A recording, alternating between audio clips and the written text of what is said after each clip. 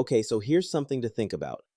AI-driven tech stocks have pushed the Nasdaq 100 to its strongest quarter since 2020. That's the kind of momentum that's hard to ignore. And it's no surprise that BlackRock is jumping in with a new NASDAQ 100 ETF. Let's break it down. Welcome to DeActa Daily Digest. I'm Joseph. And I'm Juniper. Here are today's top stories. So BlackRock's new ETF is clearly a move to capitalize on the AI-fueled tech rally. The Nasdaq 100 has been on a tear, and this ETF is designed to track its performance. What's interesting is how this positions BlackRock against competitors like Invesco and State Street, who already have similar products in the market. Right, and it's worth noting that Invesco's QQ Trust Series 1 has been the go-to for NASDAQ 100 exposure for years. But BlackRock's timing is impeccable. The NASDAQ 100 just posted its strongest quarter in over 3 years, largely driven by AI-heavy companies like NVIDIA, Microsoft, and Alphabet. Investors are clearly hungry for this kind of exposure. Exactly. And the initial net asset value for BlackRock's ETF is set at $24 per share, which is significantly lower than Invesco's funds, priced at $722.45 and $297.45. That lower price point could make it more appealing to retail investors who might be hesitant to buy into higher-priced funds. That's a smart move. Even though the actual returns are based on percentages, a lower share price feels more accessible to the average investor. It's a psychological advantage that could help BlackRock carve out a niche in this crowded market. And let's not forget, BlackRock already manages over $41 billion in assets tied to NASDAQ 100 strategies. This new ETF is just another way for them to expand their offerings and attract more investors. Plus, with the Nasdaq updating its rules earlier this year to speed up the inclusion of newly listed companies, this ETF could stay dynamic and relevant as the index evolves. That's a great point. The NASDAQ 100 is all about large-cap, non-financial firms, and it's been a magnet for tech investors. With AI driving so much of the market's growth, this ETF seems like a no-brainer for anyone looking to ride that wave. Absolutely. It'll be interesting to see how it performs against its competitors, especially with so much attention on AI and tech stocks right now. But let's shift gears to something a bit more ominous: cybersecurity. There's a new modular command and control platform called Cavern, and it's being used by an Iran-linked threat group to target Israeli entities. This is some next-level cyber espionage. It really is. Cavern, or Cavithriarn, is built on a modular framework, which means attackers can customize it for specific victims.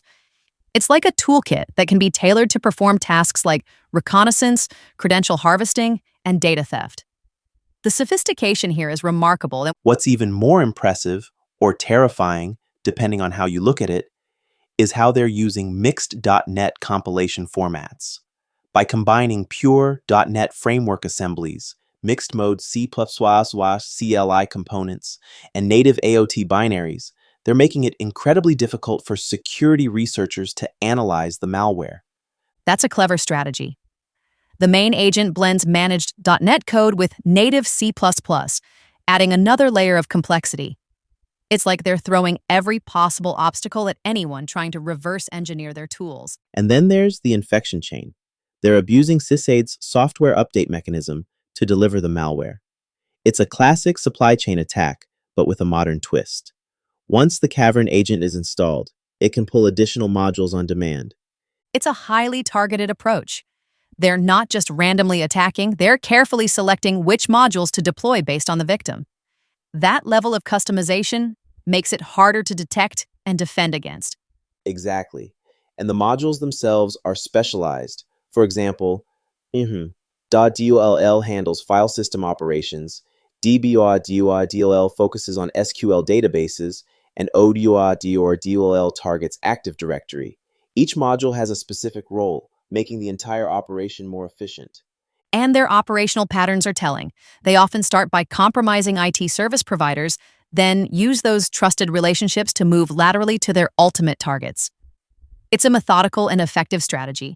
It's also a reminder of how vulnerable supply chains can be. Organizations need to tighten controls and monitor for suspicious activity, especially if they rely on third-party IT providers. Absolutely. And let's not forget the geopolitical context. This is happening amid heightened tensions involving Israel, the US, and Iran. Cyber warfare is becoming a key battleground. It is, and the implications are huge. The use of mixed compilation techniques, bespoke tooling, and legitimate service provider channels shows just how advanced these threat actors have become. It's a wake up call for organizations everywhere. Patch your systems, monitor your networks, and don't overlook the risks posed by your supply chain. Cybersecurity is no longer optional, it's essential. Well said. All right, let's lighten things up a bit with some sports. The FIFA World Cup is in full swing, and today's round of 16 matches are sure to be exciting. Argentina versus Egypt and Switzerland versus Colombia. What are your predictions? Tough call. Argentina is the favorite against Egypt, but you can never count out an underdog. As for Switzerland versus Colombia, that's a more evenly matched game. It could go either way. Agreed. And for fans looking to watch, there are plenty of options. Fox and Telemundo are carrying the games, and streaming options like YouTube TV, Fox One, and Peacock make it easy to tune in. Yeah, and it's interesting how streaming services are becoming the go-to for sports. YouTube TV, for instance, offers a 21-day free trial, which is perfect for catching some of the World Cup action. And Peacock is another good option, especially for Spanish language coverage. Plus, it's bundled with some membership services like Walmart Plus, which can make it more affordable. It's a sign of the times. Traditional cable is no longer the default for live sports. Streaming is taking over and it's giving fans more flexibility. Definitely. And let's not forget the venues. Argentina versus Egypt is at Mercedes-Benz Stadium in Atlanta, while Switzerland versus Colombia is at BC Place in Vancouver. Two very different settings, but both are sure to be electric. No doubt. The World Cup always brings out the best in fans and players alike.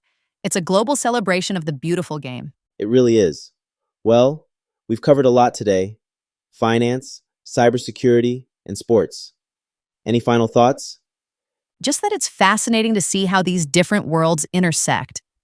Whether it's the financial markets reacting to AI, the evolving landscape of cyber threats, or the global unity of the World Cup, there's always something to learn. Absolutely. And with that, we'll wrap it up. Thanks for tuning in, and we'll see you next time.